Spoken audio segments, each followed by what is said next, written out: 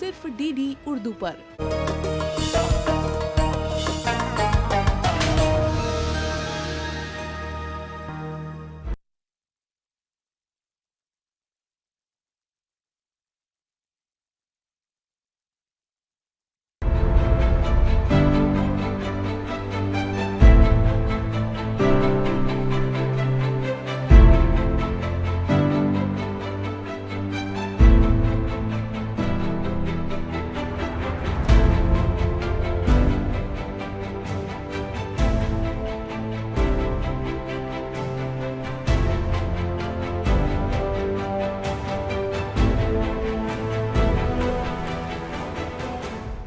भारत, जिसे दुनिया की सबसे बड़ी जमहूरियत होने का शर्फ हासिल है, इस जमहूरियत को मुस्तहकम बनाने में यहाँ के आइन ने एक कलीदी रोल अदा किया है।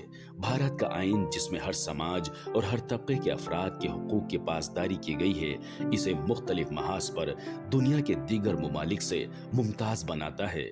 भारत का आइन हुकूमत हिंद के तहरीरी उसूलों और नजरियों का मजमुआ है।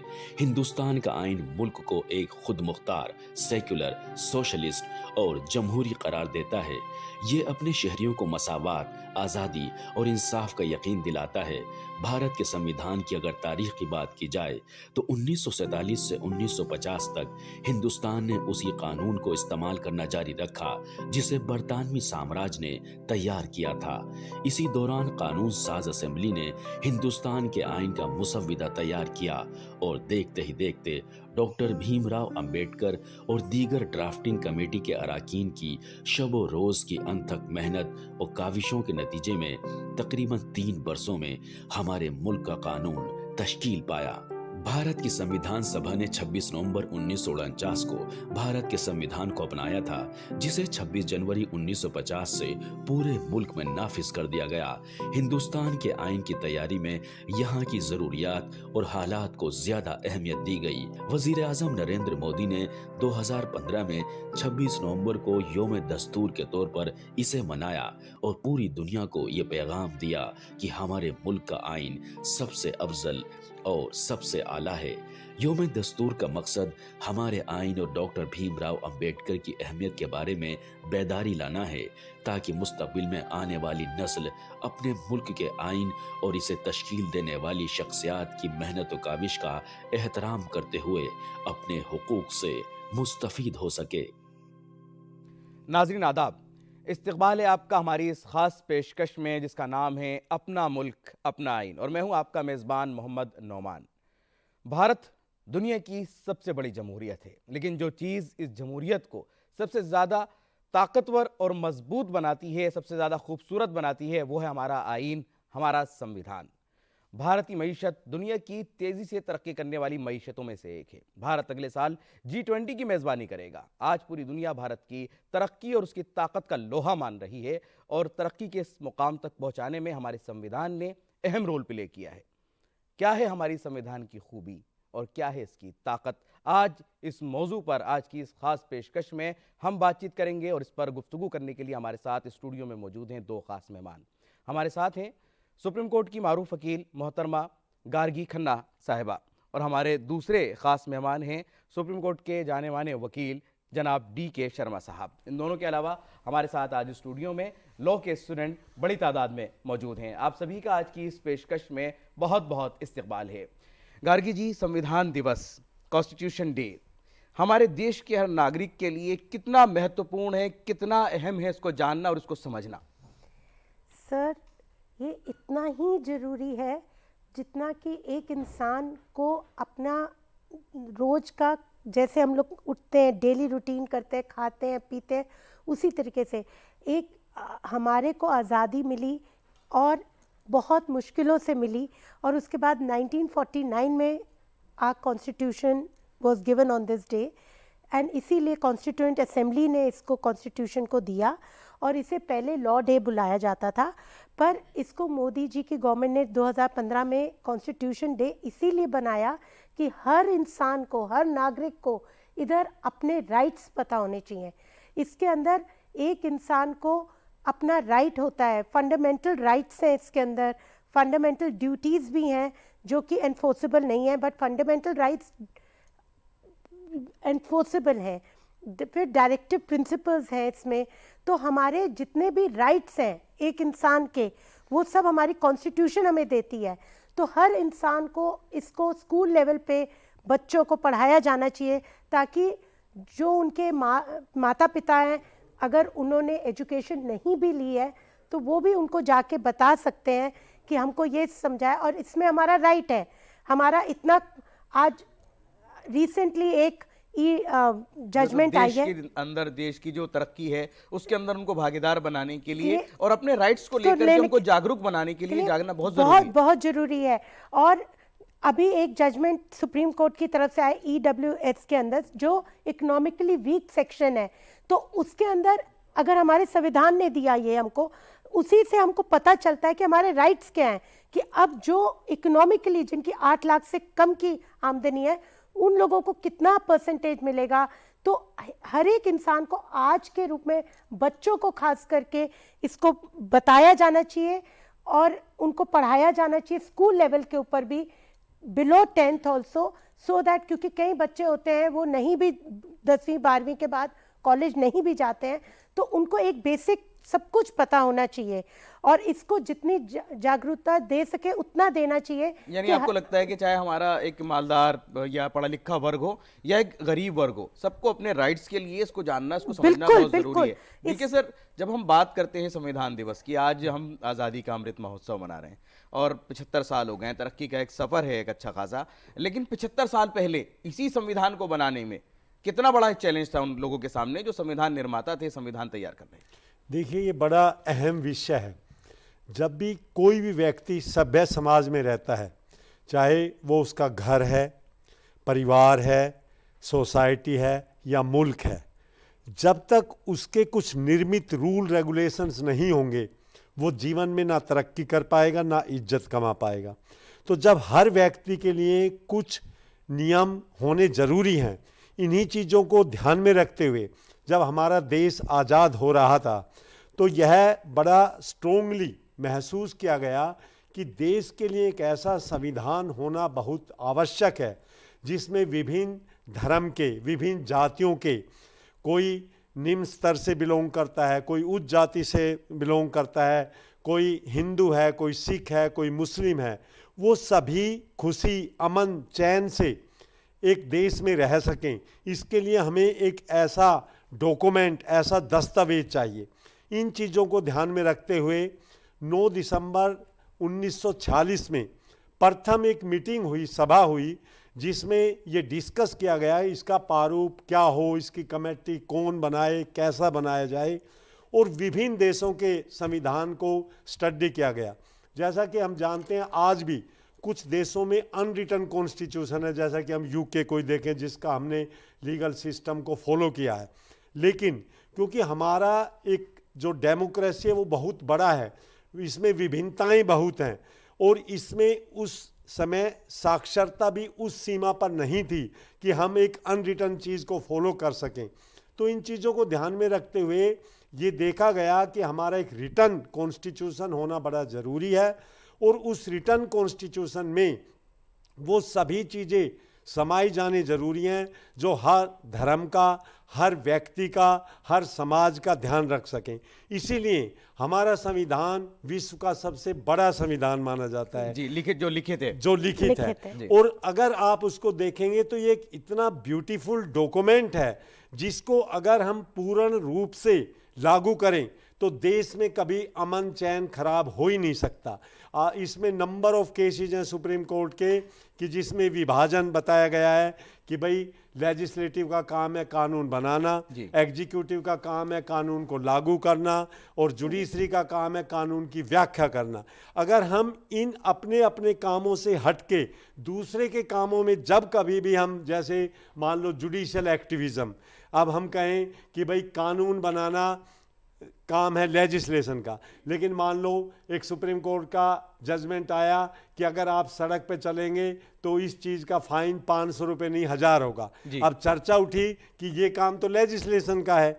इसी प्रकार एग्जाम्पल्स हैं जहाँ पे लेजिस्लेशन जुडिशरी के काम में, अब आजकल बड़ी चर्चा चल रही है, हालांकि यहाँ वो विषय नहीं है कि कोलिजियम भाई जजीज को अपॉइंट करते हैं, ये काम सरकार का है या न्यायपालिका है, ये एक अलग विषय है जिसके ऊपर अभी डिबेट चल रही है और आगे उसके चली ऊपर हुई कुछ है, फैसला काफी भी लिया है। जाएगा। तो इस लेकिन तरह जैसे की आपने चीजें- कहा जी। जुडिशरी की बात की कि जुडिशरी का काम है उसकी व्याख्या करना कानून की, उसके बावजूद हमारे संविधान को मजबूत रखने में और ज्यादा उसकी व्याख्या करने में हमारी जुडिशरी ने क्या रोल प्ले किया है? देखिए, जुडिशरी ने हमारे संविधान में बहुत ही अहम भूमिका निभाई है। 26 नवंबर 1949 को जब ये दस्तावेज तैयार होकर हमारे सामने आया और इसमें देखा गया 26 जनवरी 1950 को जब ये हम जो गणतंत्र दिवस मनाते इसको लागू किया गया, तो इसके बाद हमने देखा कि इसमें बहुत सी ऐसी चीज़ें थी जिससे आम नागरिक सिटीजन के किसी प्रकार के अधिकार का वायलेशन हो रहा है। तो उस समय जुडिशरी ने बहुत ही अहम भूमिका निभाई। हमारे यहाँ पर बहुत ऐसे केसेज हैं जिसमें जैसे हम अगर याद करें तो 24 अप्रैल 1974 को केशवानंद भारती का जो जजमेंट है वो हर लॉ स्टूडेंट की ज़बान पे, कोई भी व्यक्ति जो लॉ से किसी तरह भी संबंधित है उसको केशवानंद भारती का केस पता है कि जुडिशरी ने किस प्रकार का अपना रोल निभाया है। जब कभी भी, चाहे वो इमरजेंसी रही, चाहे किसी भी प्रकार किसी नागरिक के अधिकार का उल्लंघन किया गया, जुडिशरी ने उसमें इंटरफियर करके, इंडल्जेंस करके न्याय दिलाने की कोशिश की है, न्याय दिलाने की कोशिश, जी, इंसाफ दिलाने की कोशिश जैसे की। बहुत कि- अच्छी बात की जी। मैं आपका भी कुछ रिएक्शन लेना चाहूंगा।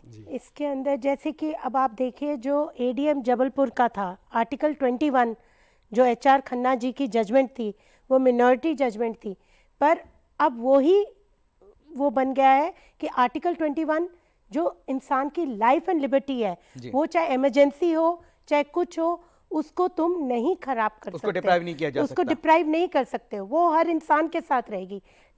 आप देखिए मेनका गांधी के केस के साथ लाइफ एंड आर्टिकल 21 का कितना स्कोप बढ़ा दिया, लाइफ एंड लिबर्टी के ऊपर अब कितना कुछ कवर हो जाता है। लेकिन इसके साथ साथ मैडम जब हम संविधान की जैसे आज बात कर रहे हैं, अच्छा हुआ आपने ये मुद्दा उठाया, महिला पार्टिसिपेशन की जब बात होती है, आज से 75 साल पहले क्या स्थिति थी महिलाओं की इस देश में, और जब वो संविधान तैयार किया जा रहा था तो कितना उन लोगों ने इस चीज़ का ध्यान रखा कि अगर देश को हमें आगे लेकर के जाना है तो हमें इसके अंदर महिलाओं को बराबर की भागीदारी देनी पड़ेगी, उनको साथ लेकर के चलना पड़ेगा। कितना बड़ा चैलेंज था उनके सामने और आज कितना फ्रूटफुल है वो। Sir B.R. अम्बेडकर जिन्होंने इस कॉन्स्टिट्यूशन को पूरा रूप दिया, और भी उसमें थे कॉन्स्टिट्यूएंट असेंबली में, पर उनको पता था कि ये देश, इसके अंदर हिंदू लोग भी हैं, मुस्लिम लोग भी हैं, सिख भी हैं, और सब जो हमारी कंट्री है, हमारा प्रियम्बल जबकि कहता है कि we are secular, the first page says we are secular, India has got no religion, और सबकी रिलीजन को, मिनॉरिटी की, मेजॉरिटी की, सबको साथ में रख के उनको इसको बनाना था विमेंस राइट्स के लिए।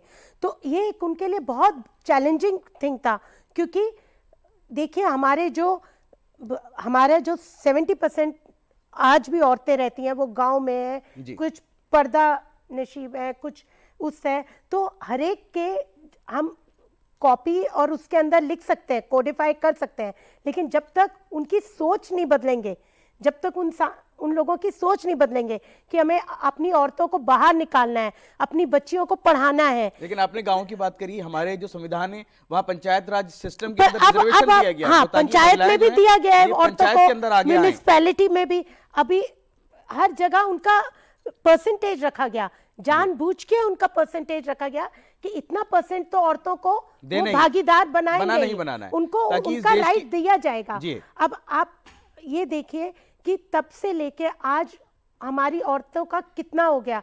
आप चाहे हमारे अभी मोदी जी के आने के बाद भी देख लीजिए, ट्रिपल तलाक जो कि मुस्लिम औरतें भी उससे पीड़ित थी, उसको भी उन लोगों ने मतलब जहां सुधार हो सकता था वहां और हमारी औरतें महिलाओं को मजबूत करने की पूरी कोशिश की गई है। हरियाणा के अंदर गर्ल्स एजुकेशन फ्री है किसी एज तक कि लड़कियों को पढ़ाया ही जाए, और ये नहीं कि हमारी मिनॉरिटी किसी तरीके से कम है, हमारी मिनॉरिटी की भी लड़कियां आप देखेंगे आजकल मुस्लिम लड़कियां भी हर तरीके से कंधे से कंधा संविधान साइंटिस्ट ने सबको आत्मसात करके तरक्की करने की तरफ जो आप ले जाने का मार्ग था उसकी हाँ। तरफ लेकर के गए। अब हम क्वेश्चन आंसर की तरफ बढ़ेंगे। बहुत सारे क्वेश्चंस हैं बच्चों के पास और सब लॉ के स्टूडेंट हैं, तो जो वकील का इनका डिपार्टमेंट आगे बनने जा रहा है तो उसके अंदर बहुत सारे सवाल इनके पास होंगे। मैं चाहूंगा कि आप लोग अपने अपने सवाल, कौन पूछना चाहता है, क्या सवाल है आपके?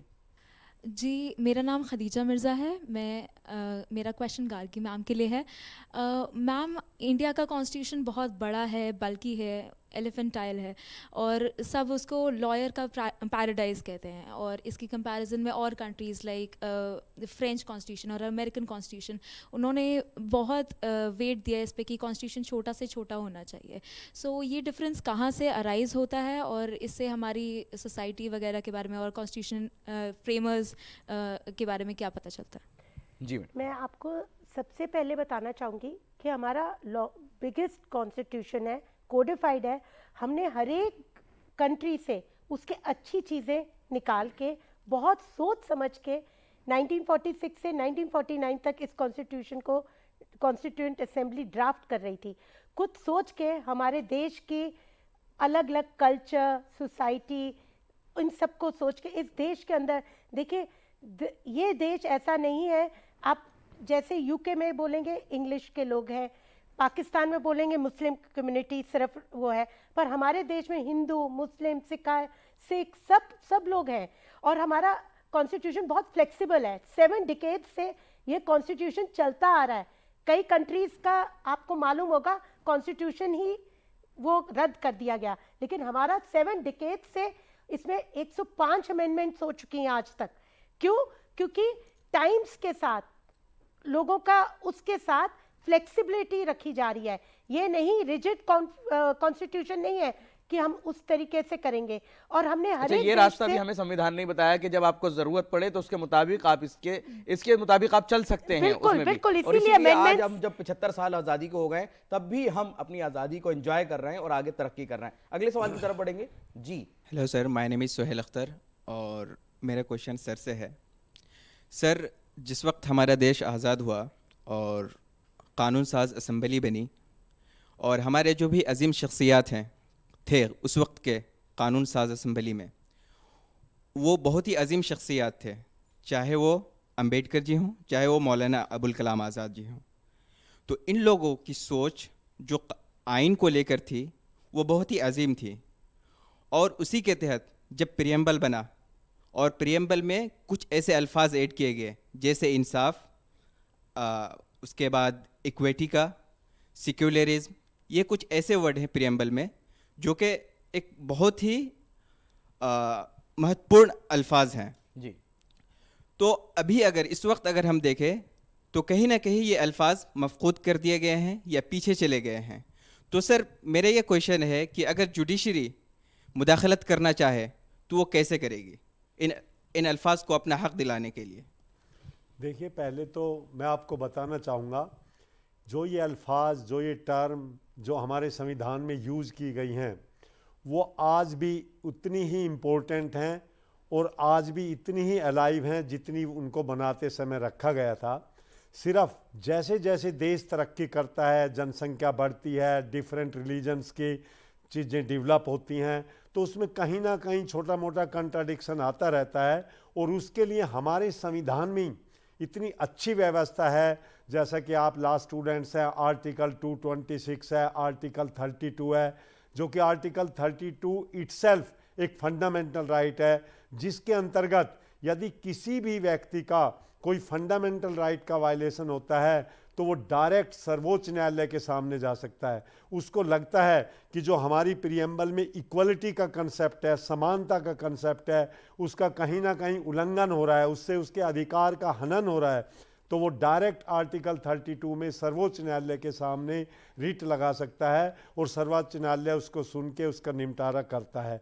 तो इस प्रकार हमारे संविधान में, जैसा कि अभी पहले भी एक स्टूडेंट ने पूछा कि ये इतना बल्कि क्यों है, हमारे संविधान में जो फंडामेंटल राइट का चैप्टर है वो ही अपने आप में एक इतना महत्वपूर्ण है जो वो हर नागरिक को, हर रहने वाले को एक ऐसा अधिकार देता है कि उसको एक ताकत, उसको एक आत्मविश्वास मिलता है कि मेरे पास मेरा संविधान है, मेरे साथ हमारे फंडामेंटल राइट हैं, और अगर कोई भी सरकार, कोई भी इंस्टीट्यूशन मेरे इन फंडामेंटल राइट का वायलेट करता है तो मैं डायरेक्ट हाई कोर्ट और सुप्रीम कोर्ट जा सकता हूं और वहां से न्याय प्राप्त कर सकता हूं। यही हमारे संविधान की खूबी है। बिल्कुल, तो आपने इसलिए सही कहा मैं कि अगर कहूंगा आपको कहीं भी जी। आपको लगता है कि आपके अधिकार जो हैं, आपके हुकूक जो हैं वो छीने जा रहे हैं, तो आप सीधा सुप्रीम कोर्ट जा करके वहां पर अपनी रिट दायर कर सकते हैं, उनसे मुदाखलत की अपील कर सकते हैं। अगले सवाल की तरफ बढ़ेंगे जी। Sir, my question is with DK sir. He said like our constitutions allow us for more flexibility, and it has given us wide, the constitution makers were thinking very the right of the citizens. But even after being so elephantine, as my classmate pointed out, do you not think that we failed to cover a lot of aspects? For example, in emergency, there was a clear illustration of how much wide-ranging powers our constitution had given to the lawmakers. And clearly the sedition law and the marital law, and there are many other instances where there is an arbitrary exercise of power. So we might have gained the independence, but like, have we really, do you think that it slowed down our development because of that thinking, our constitution makers? देखिए मैं आपको बताना चाहूँगा कि जो हमारा संविधान है वो सुप्रीम लॉ है। जब हम बात करते हैं कोई दूसरी चीज़ की, जैसे सेडिशन वगैरह, वो हमारे जैसे आईपीसी वगैरह में डिफाइन किया। तो एक तो ये अंतर आपको समझना बड़ा ज़रूरी है कि जो दूसरे जितने भी कानून बनते हैं वो संविधान के अनुरूप होने चाहिए। जहाँ तक संविधान है उसमें हर चीज़ का बड़ी अच्छी तरह से ध्यान रखा गया है, लेकिन अगर कोई भी कानून इस प्रकार का आता है जिससे हमारे सिटीजन्स को, हमें एक फीलिंग आती है कि कहीं ना कहीं टकराव या कहीं ना कहीं हमारी प्रोग्रेस में रुकावट है, तो उसी चीज़ को लेकर हम न्यायालय में जाते हैं। जैसा कि अभी आप देख रहे हैं कि न्यायालय ने सेडिशन लॉ पर भी पेटिशन को सुना है कि क्या वो संविधान की धाराओं के अनुरूप है या नहीं है। अगर नहीं है तो सुप्रीम कोर्ट को, हाई कोर्ट्स को पावर है उसको स्ट्रक डाउन करने का।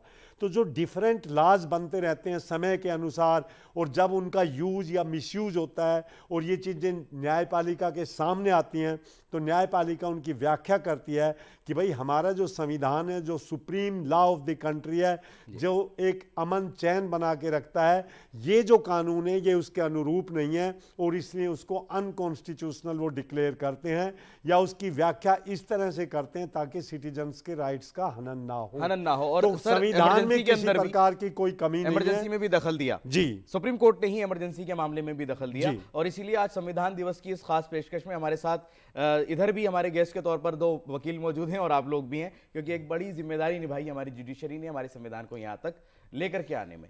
हम आगे बढ़ेंगे। My name is Muskan ban. मेरा क्वेश्चन मैम से है। मैम, आप अभी अमेंडमेंट्स की बात करी थी, लेटेस्ट अभी रिसेंटली एक अमेंडमेंट आया 105th, आपके उस पर क्या व्यूज़ हैं?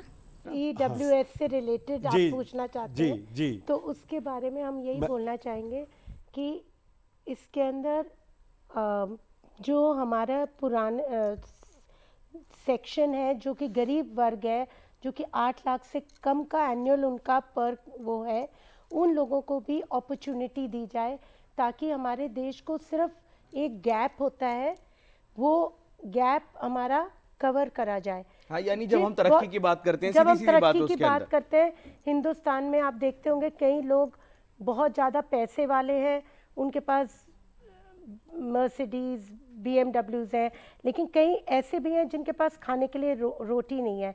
तो सुप्रीम कोर्ट ने ये जो उनसा जजमेंट दिया है ये इसी को मद्देनजर रखते हुए दिया है जी है। कि और 10% सबसे बड़ी बात ये भी है मैडम इसमें कि India is a welfare state. तो जब एक वेलफेयर स्टेट है तो उसकी जिम्मेदारी बनती है कि चाहे वो वर्ग कोई सा भी हो, उन सबकी तरक्की के लिए, उन सबके विकास के लिए आगे काम करना है। मैं एक क्वेश्चन जरूर लूंगा जी, आपसे मैं जरूर पूछना चाहूंगा। नमस्कार सर, मेरा नाम स्नेह है। मेरा क्वेश्चन सर से है। सर, भारतीय संविधान में कितने कानून हैं जो अभी भी रूढ़िवादी हैं, लेकिन उनमें से एक है समलैंगिक विवाह को मान्यता प्राप्त करना। कई डेवलप्ड कंट्री में इसे मिल गई है मान्यता, लेकिन भारत जैसे देश में इसे मान्यता प्राप्त करने में कठिनाई हो रही है क्योंकि यह समाज की प्राकृतिक संरचना को प्रभावित करता है, जिससे कई समुदाय इसके प्रति आक्रोशित हैं। लेकिन राइट टू इक्वलिटी के तहत इसे मान्यता मिल जानी चाहिए। तो कोर्ट ऐसा क्या करे जो किसी भी समुदाय के भावनाओं को ठेस भी ना पहुंचे और इसका हल भी निकल जाए। ये एक इंटरनेशनल सिनेरियो की उन्होंने बात की है कि जब दूसरे मुल्कों में उसको एक्सेप्ट कर लिया गया है तो हमारे देश में क्यों नहीं हो पा रहा है। देखिए, आपका आपका बड़ा अच्छा सवाल है, पर मैं फिर आपको एक एज ए लॉ स्टूडेंट ये बताना चाहूँगा कि हमारे संविधान में इस प्रकार का कोई चैप्टर, कोई आर्टिकल, कोई विषय नहीं है कि समलैंगिक का क्या होना चाहिए, क्या नहीं होना चाहिए। उसमें हमारे अधिकार दिए गए, राइट टू लाइफ। अब लोगों ने राइट टू लाइफ आर्टिकल 21 के अंतर्गत ये उठाया, जैसे कि हम हिजाब वाला देखें या समलैंगिक वाला देखें, कि भाई ये हमारे फंडामेंटल राइट्स हैं, हम किस तरह से रहना चाहते हैं, किससे शादी करना चाहते हैं, किसके साथ रहना चाहते हैं। तो ये व्याख्या के पर्सन है। संविधान इस बारे में एक फंडामेंटल राइट आपको देता है, और जो डिफरेंट, जैसे हिंदू मैरिज एक्ट है या मोमनन पर्सनल मैरिज एक्ट होते हैं या क्रिश्चियन मैरिज एक्ट होता है, उसके अंतर्गत शादियां किसके साथ हों, कैसे हों, तो इनको इंटरप्रेट करते हुए जब राइट टू लाइफ की बात आती है तो कोर्ट अपनी व्याख्या देता है कि क्या इस प्रकार का इसको हम रूढ़िवादी माने, या इसको हम अपने जो एक हिंदू सभ्यता या हमारे देश की सभ्यता चली आ रही है, जिसमें हम ये मानते थे कि भाई ऋषि मुनि हमें क्या पढ़ाते थे, किस तरह का देश था। तो कुछ जजेस का व्यू ये होता है कि हमारी ये उस सभ्यता के खिलाफ है। दूसरे जजेस का व्यू ये होता है कि जो आज एक हमारा मौलिक अधिकार है, स्वतंत्रता है, ये उसके अनुरूप है। तो ये जजेस की व्याख्याएं होती हैं जो समय समय पे होती रहती हैं, और हम उसके लिए हमेशा कोर्ट को असिस्ट करते हैं, और विभिन्न प्रकार के मत वहाँ पर सुने जाते हैं और उसके हिसाब से आगे फैसला भी होता रहेगा। देश आगे बढ़ रहा है, बढ़ता रहेगा। संविधान का पहला ही लफ्ज, we the people of India. Yes, we the people of India are celebrating constitution day. और हमें फख्र है उन संविधान निर्माताओं पर, उन संविधान के लिखने वालों पर, उसके तैयार करने वालों पर, जिन्होंने हमें ऐसा संविधान लिख करके दिया कि आज हम तरक्की के सफर पर उसके सहारे आगे बढ़ रहे हैं और बढ़ते रहेंगे। इन्हीं अल्फाजों के साथ मैं शुक्रगुजार हूँ आप सबका और हमारे खास मेहमानों का भी कि आज की इस पेशकश में हम सब लोग शरीक हुए।